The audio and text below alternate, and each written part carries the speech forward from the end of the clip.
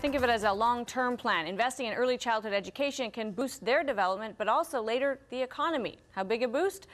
Dr. Walter Heidary is the founder of Childventures Early Learning Academy. Margaret Czajkowski is its executive director. Great to have both of you with us. Thank you for having us.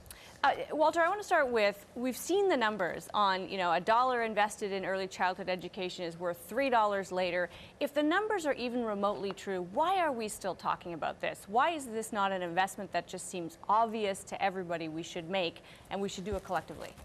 Well, I think we're getting distracted right now by conversations about for-profit centers and their quality and non-for-profit centers and where they're going.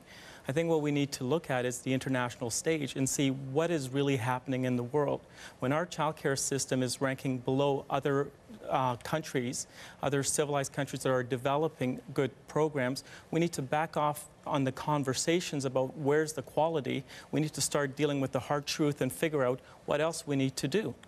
So Margaret, for parents that are very interested in this, because most parents are very concerned about their children's education, if they can afford it, what does it cost to put them into an environment where they can accelerate, perhaps in a company like yours?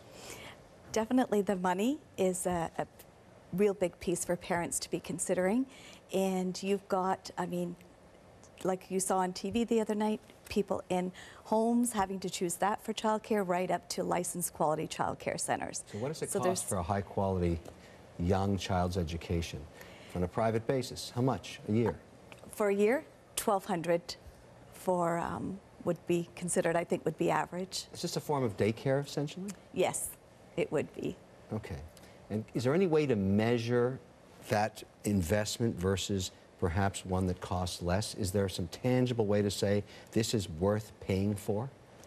Well, I think the research itself certainly is leading people to understand that the most critical ages for a child's development is 0 to 6. So it's important that we're giving the children the best experience possible at that young age so that they can be successful later on in life. So, and just to clarify, you said $1,200. You mean a month, I'm sure, not a year. That's right. But Walter, back to this kind of issue, because the debate has been a little bit deflected into, publicly funded spaces, for profit.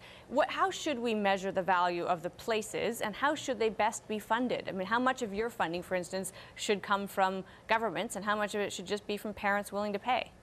Well, I think that in this country we should have a two-tier system where there's place for both type of providers. In the families that need some type of subsidy and some type of support, we should be there to help them out, especially with those that have children within those formative years. Families that are able to pay, we should be able to then allow them the opportunity to pay and go into the competitive marketplace where childcare centers compete against other childcare centers, and quality will rise to the top. When we look at the economists that talk about the economy of the future, we look at the number of children we have here in Canada right now and the number of children that are in China, in India. And in the next 15, 20 years, if we don't invest the time and energy now with these children, we have such a minority in response compared to what the world will have, and Canada will even be in a further disadvantage. So, Margaret, back to the money, because that's what I like to talk about. We're talking about $10,000 to $15,000 here for quality education for children 3 to 6 years old, right? So basically, let's call it a $45,000 investment.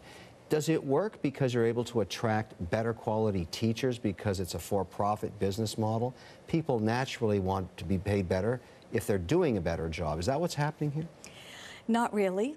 The wage difference right now from a profit to a nonprofit center, certainly there is a discrepancy. What we like to focus on is what is the culture that we're creating for these employees? What really does it feel like to come to work every day?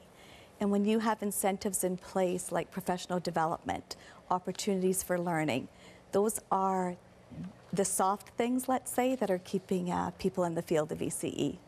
It's definitely not for the money. All right, and unfortunately, on that note, we got to leave it there. We appreciate both of you joining us for this. Thank you. Thank you. Dr. Walter Heidary and Margaret Czajkowski. And coming up,